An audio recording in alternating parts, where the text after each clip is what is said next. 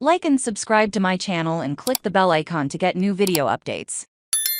The cathartic value of Dame Edna's ego extravagances. She was, lest we forget, the original Real Housewife, or Surreal Housewife, if you prefer, possessed a few obvious talents and a bottomless sense of entitlement. This expensively padded character was the archetype for the common, middle-class matron who blossomed into unlikely, overwhelming, gasping fame. Her name was Edna Everidge, and her arrival in the mid-20th century heralded a cheeky new age of undeserved fame. "Oh, my prophetic soul," she might have said as she crossed over a constellation of self-anointed stars that capture our attention these days. The line is from Hamlet, but Edna was the kind of girl who could convince you that she had shaped it all. Dame Edna, like her from the known in the early 1970s, was the inspired alter ego of sui generis performer Barry Humphries, who died Saturday in Sydney, Australia. Humphries was 89. Dame Edna is of course immortal. This unfiltered, towering figure looking down at the world in every way from a 7-foot-tall linebacker frame in heels was no comment on gender. Those would be the ones who defined themselves as being famous for any discernible reason aside from their willingness to become so. The genius of Humphries' imagination was that it translated the narrow-minded, unyielding smugness of the middle-class Australian suburbs,